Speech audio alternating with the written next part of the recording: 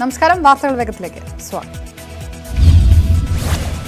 സംസ്ഥാനത്ത് ഇന്ന് 9347 പേർക്ക് കോവിഡ്. ഇന്ന് രോഗം സ്ഥിരീകരിച്ചവരിൽ 46 പേർ വിദേശ രാജ്യങ്ങളിൽ നിന്നും 155 പേർ മറ്റ് സംസ്ഥാനങ്ങളിൽ നിന്നും വന്നവർ. 8216 പേർക്ക് സമ്പർക്കത്തിലൂടെ രോഗബാധ. 821 പേരുടെ സമ്പർക്ക ഉറവിടം വ്യക്തമല്ല. ഇന്ന് ഏറ്റവും കൂടുതൽ കോവിഡ് സ്ഥിരീകരിച്ചത് മലപ്പുറത്ത്. ജില്ലയിൽ 1451 പേർക്ക് രോഗബാധ.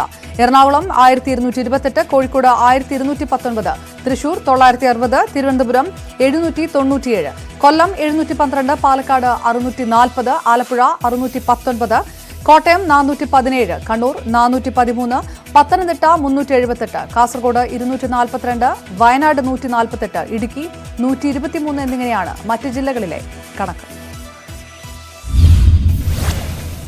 സമ്പർക്കത്തിലൂടെ രോഗബാധയും കൂടുതൽ മലപ്പുറത്ത്. ജില്ലയിൽ സമ്പർക്ക രോഗബാധ 1332 പേർക്ക്. എറണാകുളം 1032, കോഴിക്കോട് 1128, തൃശൂർ 943, തിരുവനന്തപുരം 633, കൊല്ലം 705, പാലക്കാട് 404, ആലപ്പുഴ 615, കോട്ടയം 405, കണ്ണൂർ 270, പത്തനംതിട്ട 308, കാസർഗോഡ് 222, വയനാട് 141, ഇടുക്കി 78. മറ്റ് ജില്ലകളിൽ സമ്പർക്കത്തിലൂടെ കോവിഡ് ബാധിച്ചതിന്റെ കണക്കുകൾ ഈ രീതി. 105 ആരോഗ്യ പ്രവർത്തകർക്കും ഇന്ന് സമ്പർക്കത്തിലൂടെ രോഗം ബാധിച്ചു. ഏറ്റവും കൂടുതൽ കണ്ണൂരിൽ. എറണാകുളം ജില്ലയിലെ 4 INHS ജീവനക്കാർക്കും രോഗം ബാധിച്ചു. രോഗം സ്ഥിരീകരിച്ച് ചികിത്സയിലായിരുന്ന 8924 പേരുടെ പരിശോധനാ ഫലം നെഗറ്റീവായി. തിരുവനന്തപുരത്ത് കോവിഡ് ഫലം നെഗറ്റീവായത് 1200 പേർക്ക്. ഇതുവരെ കോവിഡിൽ നിന്ന് മുക്തി നേടിയത് 1,91,798 പേർ. സംസ്ഥാനത്ത് രോഗം സ്ഥിരീകരിച്ചത് ചികിത്സയിലുള്ളത് 96,316 പേർ. 2,84,924 പേർ നിരീക്ഷണത്തിൽ. ഇന്ന് ആശുപത്രിയിൽ പ്രവേശിപ്പിച്ചത് 3658 പേർ. സംസ്ഥാനത്ത് കോവിഡ് ബാധിച്ച് മരിച്ചവരുടെ എണ്ണം 1000 കടന്നു. ഇതുവരെ മരിച്ചത് 1003 പേർ. ഇന്ന് സ്ഥിരീകരിച്ചത് 25 മരണം. ഇന്ന് കൂട്ടിച്ചേർത്തത് 12 ഹോട്ട്സ്പോട്ടുകൾ കൂടി. 10 പ്രദേശങ്ങളെ ഹോട്ട്സ്പോട്ടിൽ നിന്ന് ഒഴിവാക്കി. സംസ്ഥാനത്ത് ആകെയുള്ളത് 666 ഹോട്ട്സ്പോട്ടുകൾ. സംസ്ഥാനത്തെ ടൂറിസം കേന്ദ്രങ്ങൾ നാളെ മുതൽ തുറക്കും. പ്രവേശനാനുമതി 2 ഘട്ടമായി. ഹിൽ സ്റ്റേഷനുകളിലും സാഹസിക വിനോദ കേന്ദ്രങ്ങളിലും കായലോര ടൂറിസം കേന്ദ്രങ്ങളിലും പ്രവേശനം. സംസ്ഥാനത്തിന് അകത്തും പുറത്തുമുള്ള വിനോദസഞ്ചാരികൾക്ക് പ്രവേശനം ഉപാധികളോടെ. ഹൌസ് ബോട്ടുകൾക്കും മറ്റ് ടൂറിസ്റ്റ് ബോട്ടുകൾക്കും സർവീസ് നടത്താൻ അനുമതി. ബീച്ച് ടൂറിസം കേന്ദ്രങ്ങളിൽ വിനോദസഞ്ചാരത്തിന് അനുമതി അടുത്ത മാസം 1 മുതൽ മാത്രം. ടൂറിസം കേന്ദ്രങ്ങളിലേക്ക് കോവിഡ് മുൻകരുതലുകൾ കർശനമായി പാലിക്കുമെന്ന് മന്ത്രി കടകംപള്ളി. സംസ്ഥാനത്തിന് പുറത്തുനിന്നും എത്തുന്ന സഞ്ചാരികൾ കോവിഡ് ജാഗ്രതാ പോർട്ടലിൽ രജിസ്റ്റർ ചെയ്യണം. 7 ദിവസം കഴിഞ്ഞ് മടങ്ങുന്നില്ലെങ്കിൽ സ്വന്തം ചെലവിൽ കോവിഡ് പരിശോധന നടത്തണം. മാസ്ക് ധരിക്കുകയും സാനിറ്റൈസർ ഉപയോഗിക്കുകയും സാമൂഹിക അകലം പാലിക്കുകയും വേണം. രോഗലക്ഷണങ്ങളുള്ളവർ ഐസൊലേഷൻ പോകേണ്ടതാണെന്ന് നിർദ്ദേശം. എല്ലാ മുൻകരുതലുകളും സ്വീകരിക്കുന്നതിനുള്ള സംവിധാനം ടൂറിസ്റ്റ് കേന്ദ്രങ്ങളിലും ഹോട്ടലുകളിലും ഉണ്ടാകണം. നടപ്പാതകളും കൈവരികളും ഇരിപ്പിടങ്ങളുമെല്ലാം അണുവിമുക്തമാക്കണം. ശിവശങ്കറിനെ പരിചയപ്പെടുത്തിയത് മുഖ്യമന്ത്രിയാണെന്ന് സ്വപ്നയുടെ മൊഴി. പരിചയപ്പെടുന്നത് മുഖ്യമന്ത്രിയുടെ വസതിയിൽ നടന്ന കൂടിക്കാഴ്ചയിൽ. 2017 നടന്ന കൂടിക്കാഴ്ചയിൽ UAE കോൺസുൽ ജനറലും പങ്കെടുത്തുവെന്ന് എൻഫോഴ്സ്മെന്റ് ഡയറക്ടറേറ്റിന് സ്വപ്നയുടെ മൊഴി. മൊഴിയുടെ പകർപ്പ് ന്യൂസ് 18. സ്റ്റേറ്റ് ബാങ്ക് ഓഫ് ഇന്ത്യയിലും ഫെഡറൽ ബാങ്കിലും ലോക്കർ ഉണ്ടെന്നും സ്വപ്ന. SBI ലോക്കർ ചാർട്ടേഡ് അക്കൗണ്ടന്റ് വേണുഗോപാലുമായി ചേർന്ന്. ലോക്കറിൽ ഏകദേശം 100-120 പവൻ സ്വർണമുണ്ടെന്നും എത്രയെന്ന് കൃത്യമായ ഓർമ്മയില്ലെന്നും മൊഴി. സ്വർണ്ണക്കടത്ത് കേസിൽ മുഖ്യമന്ത്രിയുടെ മുൻ പ്രിൻസിപ്പൽ സെക്രട്ടറി M. ശിവശങ്കറിനെ കസ്റ്റംസ് കസ്റ്റഡിയിലെടുക്കുമെന്ന് സൂചന. നിയമോപദേശം തേടി കസ്റ്റംസ്. ശിവശങ്കറിനെ ചൊവ്വാഴ്ച വീണ്ടും ചോദ്യം ചെയ്യും. 2 ദിവസത്തിനിടെ കസ്റ്റംസ് ശിവശങ്കറിനെ ചോദ്യം ചെയ്തത് 22 മണിക്കൂറിലേറെ. ഇന്നലെ ചോദ്യം ചെയ്യൽ നീണ്ടത് 11 മണിക്കൂറിലേറെ നേരം. ചോദ്യങ്ങളിലധികവും സ്വർണ്ണക്കടത്തിനെ ചൊല്ലി. സ്വർണ്ണക്കടത്ത് കേസ് പ്രതികളെ തിരുവനന്തപുരത്തെ ജയിലിലേക്ക് മാറ്റും. സ്വപ്ന സുരേഷിനെ അട്ടകുളങ്ങര വനിതാ ജയിലിലേക്കാണ് മാറ്റുക. സന്ദീപിനെ പൂജപ്പുര സെൻട്രൽ ജയിലിൽ എത്തിക്കും. ലൈഫ് മിഷൻ ക്രമക്കേട് അന്വേഷിക്കുന്ന വിജിലൻസ് സംഘം നാളെ വടക്കാഞ്ചേരിയിലേക്ക്. പദ്ധതി പ്രദേശത്ത് നേരിട്ടെത്തി പരിശോധിക്കും. നടപടി കൂടുതൽ വിവരങ്ങൾ ശേഖരിക്കുന്നതിന്റെ ഭാഗമാണ്. സ്വപ്ന സുരേഷിനെയും സന്ദീപ് നായരെയും ചോദ്യം ചെയ്യാനായി NIA കോടതിയിൽ അപേക്ഷ സമർപ്പിക്കാനും വിജിലൻസിന്റെ നീക്കം. യൂണിറ്റാക് ഉടമ സന്തോഷ് ഈപ്പനെ വീണ്ടും ചോദ്യം ചെയ്യുന്നത് അതിനുശേഷം മാത്രം. വീണ്ടും ചോദ്യം ചെയ്യുന്നത് നിർമ്മാണ കരാർ ലഭിച്ചതിലും M ശിവശങ്കറുമായുള്ള കൂടിക്കാഴ്ചയിലും വ്യക്തത വരുത്താം. KT ജലീലിനെതിരെ തുറന്നടിച്ച് വെള്ളാപ്പള്ളി നടേശൻ. ജലീൽ സ്വന്തം സമുദായത്തോട് മാത്രം സ്നേഹം കാണിക്കുന്നയാൾ. ഇടത് സർക്കാരിൽ സമ്മർദ്ദം ചെലുത്തി സ്വന്തം സുഹൃത്തിനെയാണ് ശ്രീനാരായണ ഓപ്പൺ സർവകലാശാലയുടെ വൈസ് ചാൻസലറാക്കിയത്. സാമൂഹികക്ഷേമമല്ല, സ്വന്തം സമുദായക്ഷേമം മാത്രമാണ് ജലീൽ നോക്കുന്നതെന്നും UCT എഡിറ്റർ പ്രദീപ് പിള്ളയുമായുള്ള അഭിമുഖത്തിൽ വെള്ളാപ്പള്ളി. ജലീലിനോടാണ് എനിക്ക് ഏറ്റവും സ്നേഹം, ബഹുമാനമുണ്ട്. കാരണം അദ്ദേഹത്തിൻ്റെ സമുദായത്തോട് നീതി കാണിച്ചു. ആരെത്ര പറഞ്ഞാലും അദ്ദേഹം ആ പേന എടുക്കുമ്പോൾ അദ്ദേഹത്തിൻ്റെ സമുദായം മുന്നിൽ കണ്ടു എന്നുള്ളത് വളരെ വ്യക്തമാണ്. അദ്ദേഹം വരുത്തിയപ്പോൾ എന്താണ് അതല്ലേ വരുത്തേണ്ടത്? അദ്ദേഹത്തിൻ്റെ വിശ്വാസം അതാണ്. മഹാഭാരതം കൊടുത്തില്ല, ഖുർആനാണ് വരുത്തി എല്ലാവർക്കും കൊടുത്തു, പലർക്കും കൊടുത്തു. ഇടതുപക്ഷത്തെത്തിയിട്ടും KT ജലീൽ പഴയ തീവ്രവാദി നിലപാട് മാറ്റിയിട്ടില്ലെന്നും വെള്ളാപ്പള്ളി. ഖുർആൻ വിതരണം ചെയ്ത ജലീൽ ബൈബിളോ മഹാഭാരതമോ ആർക്കും കൊടുത്തില്ല. ജലീൽ വന്ന ശേഷം നടത്തിയ നിയമനങ്ങളെല്ലാം ഒരു സമുദായത്തിൽ നിന്ന് മാത്രമാണെന്നും വെള്ളാപ്പള്ളി നിർദ്ദേശിച്ചു. മുഖ്യമന്ത്രി പിണറായി വിജയന് സൂക്ഷ്മത കുറവുണ്ടായെന്നും വെള്ളാപ്പള്ളി നടേശൻ. പെണ്ണുങ്ങൾ കയറിയിറങ്ങി കാര്യം നടത്തിപ്പോയപ്പോൾ തിരിച്ചറിയാൻ കഴിഞ്ഞില്ല. കൂടെ നിന്നവർ അഴിമതിയും അനാശാസ്യവും നടത്തിയത് കണ്ടില്ല. പക്ഷേ ഇതിന്റെ പേരിൽ എല്ലാ കുറ്റവും മുഖ്യമന്ത്രിക്ക് മേൽ ചുമത്തുന്നതിനോട് യോജിപ്പില്ലെന്നും വെള്ളാപ്പള്ളി. പിണറായി എനിക്ക് ഏറെ സ്നേഹവും ബഹുമാനമുണ്ട്. പക്ഷെ അദ്ദേഹം കുറേ കൂടെ ഭരണകാര്യങ്ങളിലുള്ള സൂക്ഷ്മത കുറവുണ്ട്. ആ കുറവുകൊണ്ടാണല്ലോ ഈ പെണ്ണുങ്ങൾ കയറി പല കാര്യങ്ങളും ചെയ്തുള്ള കുഴപ്പമൊക്കെ നിങ്ങൾ കണ്ടില്ലേ? ഈ ജലീലിൻ്റെ ആ നിയമനങ്ങളിൽ തന്നെ എത്രയോ നിയമനങ്ങൾ എനിക്ക് എടുത്തു കാണിച്ച് പറയാൻ സാധിക്കും. ഒരു വൺ സൈഡഡ് ആയിട്ട് പോകുന്നുണ്ട്. അപ്പോൾ ഭരണകാര്യങ്ങളിൽ കുറച്ചുകൂടെ സൂക്ഷ്മത പിണറായി സാഹിബിൽ നിന്നുണ്ടാകേണ്ടതുണ്ട്. നിങ്ങൾക്കറിയാമോ, ഈ VC നിയമനം വന്നപ്പോൾ കമ്മ്യൂണിസ്റ്റ് പാർട്ടിയിൽപ്പെട്ട ഈ മന്ത്രിസഭയിൽപ്പെട്ടവരും ഈ ഏറ്റവും ഉത്തരവാദിത്തപ്പെട്ടിരിക്കുന്ന പലരോടും ഞെട്ടിപ്പോയി. ഒരിക്കലും സംഭവിക്കാൻ പാടില്ലാത്ത ആളിലൂടെ സംഭവിച്ചത്. ഇവിടുത്തെ ഇടതുപക്ഷത്തിലെ ഒരു മഹാഭൂരിപക്ഷം വരുന്ന ആളുകൾക്കും ഈ നിയമനത്തിൽ ഏറ്റവും ഹൃദയവേദനയുണ്ട്. ലൈഫ് പദ്ധതി നടത്തിപ്പിൽ സംഭവിക്കാൻ പാടില്ലാത്തത് സംഭവിച്ചുവെന്നും കുറ്റപ്പെടുത്തൽ. 2 കോടി രൂപയ്ക്ക് കെട്ടിടം പണിതിട്ട് 4.5 കോടി കമ്മീഷൻ കൊടുത്തു എന്ന് പറയുന്നത് അവിശ്വസനീയം. പദ്ധതിയിൽ അഴിമതി നടന്നു എന്ന് പറയുന്നവരെ കുറ്റം പറയാനാകില്ലെന്ന് വെള്ളാപ്പള്ളി. സംസ്ഥാനത്ത് ഭരണ തുടർച്ചയ്ക്കുള്ള സാധ്യത തള്ളാതെ വെള്ളാപ്പള്ളി നടേശൻ. വിവാദങ്ങൾ എല്ലാ സർക്കാരിന്റെയും അവസാന കാലത്ത് പതിവാണ്. ജോസ് കെ മാണി വരുന്നത് LDFന് ഗുണകരമാകുമെന്നും വെള്ളാപ്പള്ളി. മൈക്രോ ഫിനാൻസ് ഇടപാടിൽ നോട്ടക്കുറവുണ്ടായെന്ന് തുറന്നു സമ്മതിച്ചും വെള്ളാപ്പള്ളി. ചിലർ കോടികൾ വെട്ടിച്ചത് കണ്ടെത്താൻ കഴിഞ്ഞില്ല. കള്ള വൗച്ചറുകൾ ഉപയോഗിച്ച് പണം തട്ടിയത് അറിഞ്ഞില്ലെന്നും വെള്ളാപ്പള്ളി പറഞ്ഞു. അതേസമയം വെള്ളാപ്പള്ളി നടേശനെതിരെ SFI. സർവകലാശാലകൾ എന്തിനു വേണ്ടിയാണെന്ന് തിരിച്ചറിയാനാത്തവർ ഇപ്പോൾ ഓപ്പൺ യൂണിവേഴ്സിറ്റിയുടെ പേരിലും വിവാദങ്ങൾക്ക് തിരികൊളുത്തിയിരിക്കുന്നു. വിശാലമായ മാനവികതയാണ് ഗുരുവിന്റെ ആശയ സംഹിതയുടെ അടിസ്ഥാനമെന്നും SFI. മുന്നണി പ്രവേശനം ഉടൻ പ്രഖ്യാപിക്കാനിരിക്കെ പാലാ സീറ്റിനെ ചൊല്ലി ജോസ് കെ മാണിയും മാണി സി കാപ്പനും തമ്മിൽ പോരുമുറുകുന്നു. പാലാ സീറ്റ് വിട്ടുകൊടുക്കില്ലെന്ന് മാണി സി കാപ്പൻ MLA. ജയിച്ച സീറ്റ് വിട്ടുകൊടുക്കേണ്ടെന്നാണ് NCP ദേശീയ നേതൃത്വത്തിലെ തീരുമാനമെന്ന് മാണി സി കാപ്പൻ. കെ മാണിക്ക് പാല ഭാര്യയായിരുന്നുവെങ്കിൽ തനിക്ക് ചങ്കാണെന്നും മാണി സി കാപ്പൻ. ജോസ് കെ മാണിയെ മുന്നണിയിൽ എടുക്കുന്നതിനെക്കുറിച്ച് ഇതുവരെ ഒരു ചർച്ചയും നടന്നിട്ടില്ല. കുട്ടനാട് സീറ്റും വിട്ടു നൽകില്ലെന്നും മാണി സി കാപ്പൻ. പാലാ ഹൃദയവികാരമാണെന്ന് ആവർത്തിച്ച് ജോസ് കെ മാണി. മുന്നണി പ്രവേശനം പ്രഖ്യാപിച്ച ശേഷം കൂടുതൽ പ്രതികരിക്കാം. അതിനു മുൻപുള്ളത് സാങ്കല്പിക ചർച്ച മാത്രമാണെന്നും ജോസ് കെ മാണി. ജോസ് കെ മാണി മുന്നണി മാറ്റ പ്രഖ്യാപനം നാളെ നടത്തിയേക്കും. LDFുമായി ചർച്ചകൾ അവസാന ഘട്ടത്തിലാണെന്ന് ജോസഫ് വിഭാഗം നേതാക്കൾ. പാലാ കാഞ്ഞിരപ്പള്ളി സീറ്റുകളിൽ ധാരണയായിട്ടില്ലെന്ന് സൂചന. നിയമസഭാ തെരഞ്ഞെടുപ്പിന് മുന്നോടിയായി സീറ്റ് വിഭജന ചർച്ചകളിൽ അന്തിമ ധാരണ ഉണ്ടാക്കാമെന്ന് CPM. ജോസ് പക്ഷത്തിന്റെ ഒഴിവിൽ UDFിൽ നിന്ന് കൂടുതൽ സീറ്റുകൾ സ്വന്തമാക്കാനുള്ള നീക്കത്തിൽ PJ ജോസഫ്. കഴിഞ്ഞ തവണ മത്സരിച്ച 15 സീറ്റുകളും വേണമെന്ന ആവശ്യം. വീരേന്ദ്രകുമാർ വിഭാഗം പോയ ഒഴിവിൽ വന്ന സീറ്റുകളിൽ ചിലത് വേണമെന്ന് ജോസഫ്. ഹാത്രസ് കൂട്ടബലാത്സംഗ കൊലപാതക കേസിൽ സിബിഐ അന്വേഷണം തുടങ്ങി. കേസ് അന്വേഷിക്കുന്നത് IPS ഓഫീസർ രഘുറാം രാജന്റെ നേതൃത്വത്തിൽ. ഉത്തർപ്രദേശ് പോലീസിന്റെ പ്രത്യേക സംഘത്തിൽ നിന്ന് തെളിവുകളും മറ്റ് രേഖകളും സിബിഐ ഉടൻ കൈപ്പറ്റി. ലക്നൌവിലേക്കുള്ള യാത്ര ജില്ലാ ഭരണകൂടം വൈകിപ്പിക്കുന്നുവെന്ന് ഹാത്രസ് പെൺകുട്ടിയുടെ കുടുംബം. അലഹബാദ് ഹൈക്കോടതി നടപടികൾക്കായി ഇന്ന് രാവിലെ 10-ന് യാത്ര പുറപ്പെടേണ്ടതായിരുന്നു. എന്നാൽ ജില്ലാ ഭരണകൂടം ഇടപെട്ട് യാത്ര 2 മണിക്ക് നിശ്ചയിച്ചു. യാത്ര വൈകിയതിനാൽ വരാനാകില്ലെന്നും രാത്രി യാത്ര ഭയപ്പെടുത്തുന്നുവെന്നും കുടുംബാംഗങ്ങൾ. ഇടത് എംപിമാർ ഹാത്രസ് സന്ദർശിക്കുന്നതിൽ UP പോലീസിന് അസ്വസ്ഥതയെന്ന് എളമരങ്കരി. സംഘം എത്തരുതെന്ന് പോലീസ് ആഗ്രഹിച്ചിരുന്നു.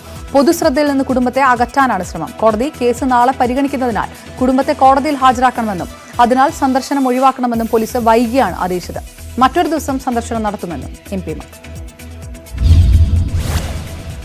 ഉത്തർപ്രദേശിലെ ദേവരിയയിൽ മഹിളാ കോൺഗ്രസ് നേതാവിനെ പ്രവർത്തകർ പാർട്ടി ഓഫീസിനുള്ളിൽ വെച്ച് മർദ്ദിക്കുന്ന ദൃശ്യങ്ങൾ പുറത്ത്.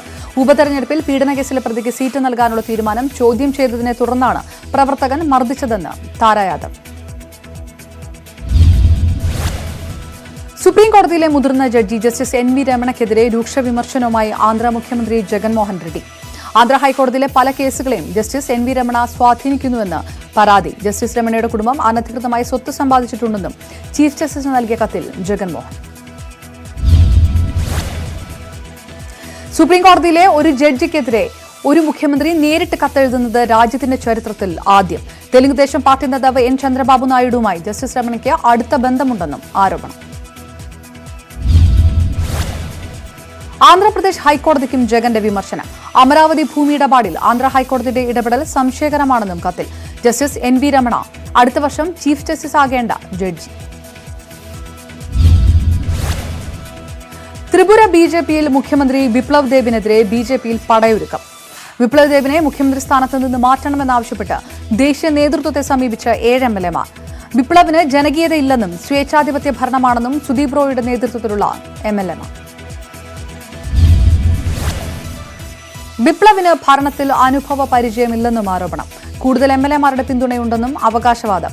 BJP കേന്ദ്ര നേതൃത്വം കർശന നിലപാട് സ്വീകരിച്ചില്ലെങ്കിൽ കാര്യങ്ങൾ വഷളാകുമെന്ന് മുന്നറിയിപ്പ്. പ്രധാനമന്ത്രി നരേന്ദ്രമോദിയെ കാണാനും MLAമാരുടെ നീക്കം. സർക്കാരിന് ഭീഷണിയില്ലെന്ന് മുഖ്യമന്ത്രി ബിപ്ലവ് കുമാറിനോട് അടുത്ത വൃത്തങ്ങൾ. സർക്കാർ സുരക്ഷിതമാണ്. 7-8 MLAമാർക്ക് സർക്കാരിനെ അട്ടിമറിക്കാൻ സാധിക്കില്ലെന്നും BJP സംസ്ഥാന പ്രസിഡന്റ് മാണിക് സാഹ. സുപ്രീം കോടതിയിൽ നീതി കിട്ടുമെന്ന പ്രതീക്ഷയിൽ ഡൽഹിയിൽ UAPA ചുമത്തി അറസ്റ്റ് ചെയ്യപ്പെട്ട മലയാളി മാധ്യമ പ്രവർത്തകൻ സിദ്ദിഖ് കാപ്പന്റെ കുടുംബം.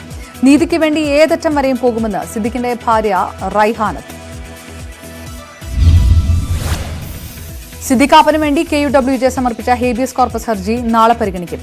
സിദ്ദിഖ് ഹത്രാസിൽ പോയത് ജോലിയുടെ ഭാഗമായിട്ടെന്നും ഭാര്യ റൈഹാനത്ത്.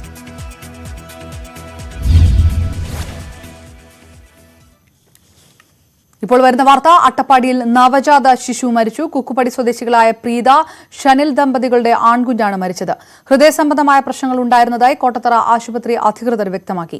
ഈ വർഷം അട്ടപ്പാടിയിൽ മരിക്കുന്ന 8ാമത്തെ കുഞ്ഞാണ് ഇത്. പാലക്കാട് നിന്ന് വിശദാംശങ്ങളുമായി പ്രസാദ് ഉടുമ്പിശ്ശേരി ചേരുന്നു. പ്രസാദ്, കൃത്യമായ സമയത്ത് ചികിത്സാ സൗകര്യം കുഞ്ഞിന് ലഭ്യമായിരുന്നോ? എപ്പോഴാണ് മരണമുണ്ടായത്?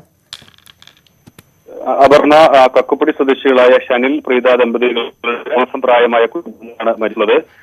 ഇന്ന് ഈ കുഞ്ഞിന് ഹൃദയ സംബന്ധമായ പ്രശ്നങ്ങൾ ഉണ്ടായിരുന്നതായി കോട്ടത്തറ ആശുപത്രി അധികൃതർ വ്യക്തമാക്കുന്നു. തുടർന്ന് ഇതിന് വിദഗ്ധ ചികിത്സ നൽകുന്നതിനായി ഇന്ന് പെരിന്തൽമണ്ണ EMS ആശുപത്രിയിലേക്ക് കൊണ്ടുപോയി. പക്ഷേ ആശുപത്രിയിൽ എത്തുന്നതിന് മുമ്പ് തന്നെ കുഞ്ഞ് മരിച്ചു എന്നതാണ് ബന്ധുക്കൾ വ്യക്തമാക്കുന്നത്. ഇതിൽ പോസ്റ്റ്മോർട്ടം നടത്തിയതിനു ശേഷം മാത്രമേ യഥാർത്ഥ മരണകാരണം എന്തെന്ന് വ്യക്തമാവും. മഞ്ചേരി മെഡിക്കൽ കോളേജിലായിരിക്കും പോസ്റ്റ്മോർട്ടം നടക്കുക എന്നും ആരോഗ്യവകുപ്പ് അധികൃതർ വ്യക്തമാക്കുന്നുണ്ട്. ഈ വർഷം ഇത് 8ാമത്തെ മരണമാണ് നടക്കുന്നത്. ഇന്നായിരുന്നു കോട്ടയം ആശുപത്രിയിൽ വെച്ചായിരുന്നു നടന്നത്. ചില പ്രശ്നങ്ങൾ, ഈ കുഞ്ഞിന്റെ ആരോഗ്യമായ പ്രശ്നങ്ങൾ ഉണ്ടായിരുന്നു എന്നത് തന്നെയാണ് പറയുന്നത്. പക്ഷെ ബന്ധുക്കൾ ഒരു പരാതി ഉന്നയിച്ചിരിക്കുന്നത് ഈ കുഞ്ഞിന് ഇത്രയും പ്രശ്നങ്ങൾ ഉണ്ടായിട്ടും ബന്ധുക്കളെ ഇത് സംബന്ധിച്ച് അറിയിച്ചില്ല, വിവരങ്ങൾ അറിയിച്ചില്ല എന്നുള്ളൊരു പരാതി ബന്ധുക്കൾ ഉന്നയിക്കുന്നുണ്ട്. അട്ടപ്പാടിയിൽ വീണ്ടും നവജാത ശിശു മരണം റിപ്പോർട്ട് ചെയ്യപ്പെട്ടിരിക്കുന്നു. പ്രീത, ഷനിൽ ദമ്പതികളുടെ ആൺകുഞ്ഞാണ്. ഈ വർഷം മരിക്കുന്ന 8ാമത്തെ കുട്ടിയാണ് അട്ടപ്പാടിയിൽ വീണ്ടും നവജാത ശിശു മരണം റിപ്പോർട്ട് ചെയ്യപ്പെട്ടിരിക്കുന്നു. രാജ്യത്ത് ഒരു ദിവസം കോവിഡ് ബാധിക്കുന്നവരുടെ എണ്ണത്തിൽ കേരളം ഒന്നാമത്. കോവിഡ് കൂടുന്നത് മഹാരാഷ്ട്ര, ആന്ധ്ര, കർണാടക സംസ്ഥാനങ്ങളെ പിന്തള്ളി. പ്രതിദിന കോവിഡ് കണക്ക് 11,000 കടന്നത് ഇന്നലെ. കാസർഗോഡ് കോവിഡ് ചികിത്സയിലായിരുന്ന അധ്യാപകൻ മരിച്ചത് സൂറമ്പർ ഗവൺമെന്റ് ഹൈസ്കൂൾ അധ്യാപകൻ എം പത്മനാഭൻ. കോവിഡ് പ്രതിരോധ പദ്ധതിയായ മാഷിൽ അംഗമായിരുന്നു. സംസ്ഥാന സർക്കാരിന്റെ പേരും ഔദ്യോഗിക ലോഗോയും ഉപയോഗിച്ച് സ്വകാര്യ ലാബുകളുടെ കോവിഡ് സർട്ടിഫിക്കറ്റ്. സർക്കാർ ലോഗോയും മേൽവിലാസവും ഉപയോഗിച്ച് സർട്ടിഫിക്കറ്റ് നൽകുന്നത് കോവിഡ് പോസിറ്റീവ് ആകുന്ന രോഗികൾക്ക്. സർട്ടിഫിക്കറ്റ് നൽകുന്നത് സ്വകാര്യ സ്ഥാപനങ്ങളിൽ സർക്കാർ ലോഗോയോ വിലാസമോ ഉപയോഗിക്കുന്നത് നിയമവിരുദ്ധമെന്നിരിക്കെ സർട്ടിഫിക്കറ്റുകൾ നൽകുന്നത് ആരോഗ്യവകുപ്പ് നിർദ്ദേശം അനുസരിച്ചെന്ന് ലാബുകൾ. സർക്കാർ ലോഗോ ഉപയോഗിക്കുന്നത് രോഗിക്ക് ഇൻഷുറൻസ് ആനുകൂല്യങ്ങളടക്കം ലഭിക്കാനെന്നും വിശദീകരണം. അങ്ങനെയൊരു അനുമതിയില്ലെന്ന് ആരോഗ്യവകുപ്പ് അധികൃതർ. ലോഗോ ഉപയോഗിക്കാൻ സർക്കാർ അനുമതി നൽകിയിട്ടില്ല. വിഷയം പരിശോധിച്ച് വേണ്ട നടപടിയെടുക്കുമെന്നും ആരോഗ്യവകുപ്പ് ഉദ്യോഗസ്ഥർ. കോവിഡ് വാരിയർ പതക്കം പണം നൽകി വാങ്ങാനില്ലെന്ന് പോലീസുകാർ. നിലപാടറിയിച്ച് KAP അടൂർ ബറ്റാലിയനിലെ പോലീസുകാർ. ഇക്കാര്യം അറിയിച്ച് DGPക്ക് കത്ത് നൽകി ബറ്റാലിയൻ കമാൻഡന്റ്. കോവിഡ് വാരിയർ പതക്കം 100 രൂപ നൽകി വാങ്ങണമെന്ന വാർത്ത പുറത്തുവിട്ടത് ന്യൂസ് 18. പതക്കം വേണ്ടവർ പോലീസ് ആസ്ഥാനത്തെ വിലാസത്തിൽ രജിസ്റ്റർ ചെയ്യണമെന്ന് DGP നിർദ്ദേശം നൽകിയത് ദിവസങ്ങൾക്ക് മുൻപ്. ബഹുമതിയായി നൽകേണ്ട പതക്കം പണം നൽകി വാങ്ങണമെന്ന നിർദ്ദേശത്തിനെതിരെ സേനയിൽ വ്യാപക പ്രതിഷേധം. രാജ്യത്ത് 70 ലക്ഷത്തിലേറെ കോവിഡ് ബാധിതർ. ആകെ രോഗികൾ 70,53,807 കഴിഞ്ഞ ദിവസം നടത്തിയത് 10,78,000 പരിശോധനകൾ. രാജ്യത്ത് 24 മണിക്കൂറിനിടെ 918 കോവിഡ് മരണം. ആകെ മരണം 1,08,000 കടന്നു. ലോകത്ത് 3,74,00,000 കോവിഡ് രോഗികൾ. 10,77,000 കടന്ന മരണസംഖ്യ. 68,619 പേരുടെ നില അതീവ ഗുരുതരം. ഇടവേളയ്ക്ക് ശേഷം അമേരിക്കയിൽ പ്രതിദിന കോവിഡ് ബാധിതരുടെ നിരക്കിൽ വൻ വർധന. യൂറോപ്പിലും കുത്തനെ ഉയർന്ന രോഗബാധിതരുടെ എണ്ണം. അമേരിക്കയിൽ പ്രതിദിന നിരക്ക് 1,00,000, യൂറോപ്പിൽ 1,00,000. അമേരിക്കയിൽ 79,45,000 കടന്ന രോഗബാധിതരുടെ എണ്ണം. മരണസംഖ്യ 2,20,000 അരികെ.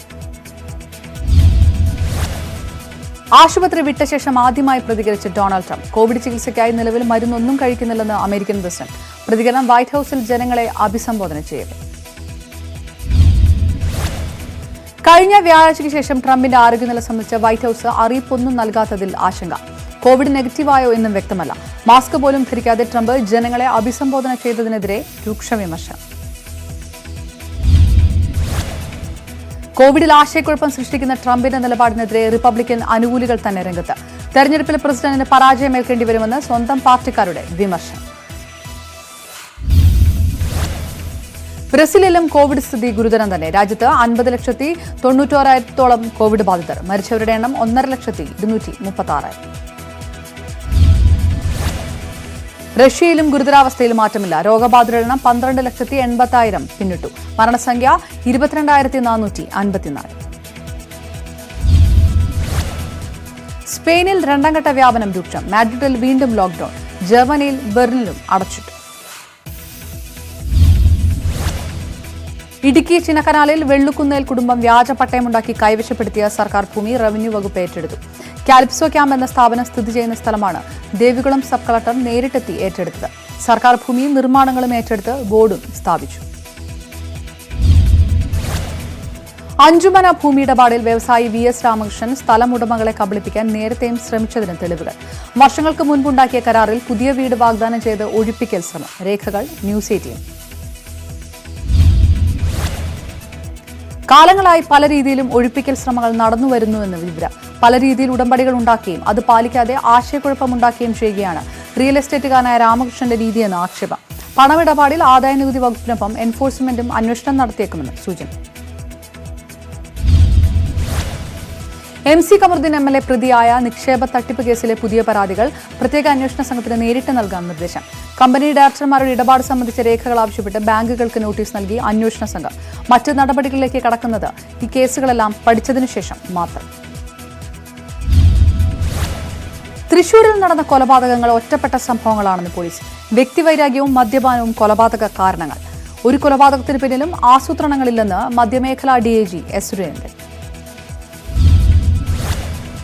തൃശൂരിലെ പ്രശ്നബാധിത മേഖലകളിൽ ജാഗ്രത പാലിക്കാൻ ഉന്നത ഉദ്യോഗസ്ഥർക്ക് നിർദ്ദേശം. രാത്രിയും പകലും പെട്രോളിംഗ് ഏർപ്പെടുത്തി.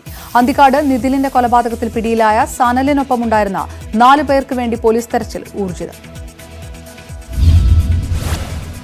തൃശൂരിൽ കസ്റ്റഡിയിൽ നിന്ന് കഞ്ചാവ് കേസ് പ്രതി മരിച്ച കേസിൽ ജയിൽ വകുപ്പും പോലീസും 2 തട്ടിൽ. വിയൂർ ജയിലിന് കീഴിലുള്ള കോവിഡ് കെയർ സെന്റർ അമ്പിളിക്കലയിൽ വെച്ചാണ് മരിച്ച ഷമീറിന് മർദ്ദനമേറ്റതെന്ന് പോലീസ്. ഷമീർ അമ്പിളിക്കലയിൽ ഉണ്ടായിരുന്നപ്പോൾ ഡ്യൂട്ടിയിലുണ്ടായിരുന്ന 4 ജയിൽ ജീവനക്കാർക്കെതിരെ കൊലക്കുറ്റം ചുമത്തി കേസെടുത്തെന്നും ACP VK രാജു. സംഭവത്തിൽ 4 ജയിൽ വകുപ്പ് ഉദ്യോഗസ്ഥർക്കെതിരെ കൊലക്കുറ്റത്തിന് കേസെടുത്തെന്ന വാർത്ത നിഷേധിച്ച് jail DGP Rishiraj Singh. Police കേസെടുത്തിട്ടുണ്ട്, എന്നാൽ ആരെയും പ്രതി ചേർത്തിട്ടില്ല. വകുപ്പ് തല അന്വേഷണം നടക്കുകയാണെന്നും ഋഷിരാജ് സിംഗ്. വാളയാറിൽ ജില്ലാ ലഹരി വിരുദ്ധ സ്ക്വാഡ് നടത്തിയ വാഹന പരിശോധനയിൽ 6 കിലോ കഞ്ചാവ് പിടികൂടി. പെരിങ്ങോട്ട് കുരിശി സ്വദേശി ഹരികുമാർ അറസ്റ്റിലായി. ബൈക്കിൽ ഒളിപ്പിച്ചു കടത്തിയ കഞ്ചാവ് പിടികൂടിയത് വാളയാർ ടോൾ പ്ലാസയിൽ നടത്തിയ പരിശോധന. ലഹരി മരുന്ന് കടത്ത് തടയാൻ കർശന നടപടികളുമായി കൊച്ചി പോലീസ്. ഓരോ സ്റ്റേഷനുകളിലും പ്രത്യേകം സ്ക്വാഡുകൾ രൂപീകരിച്ച് പരിശോധന.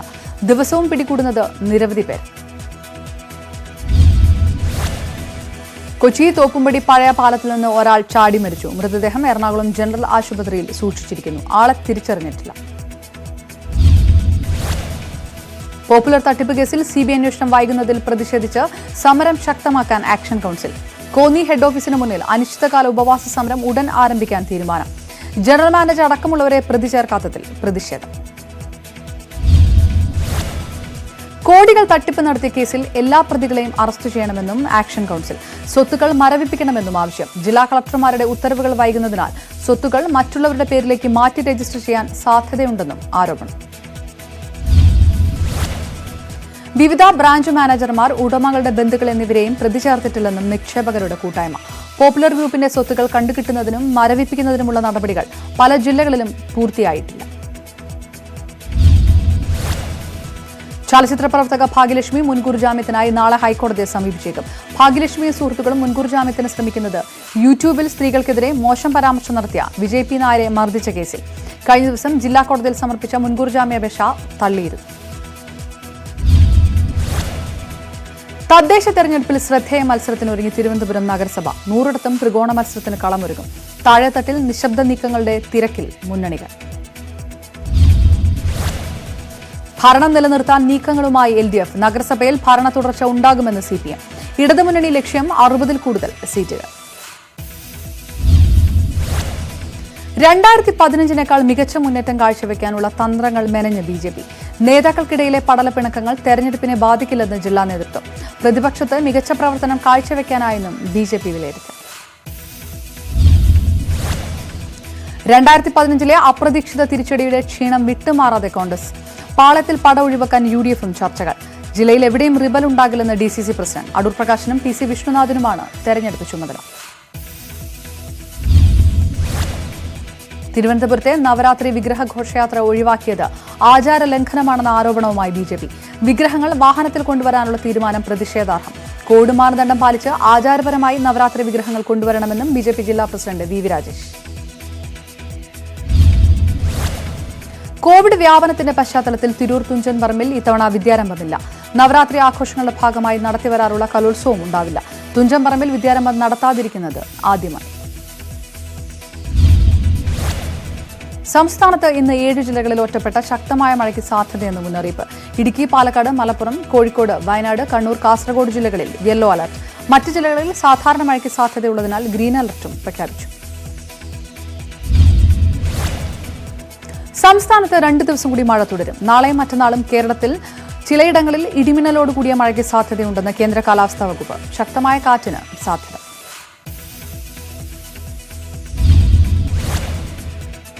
കൂടുതൽ വാർത്തകൾക്കും വിശദാംശങ്ങൾക്കും മലയാളം.news18.com കാണുക.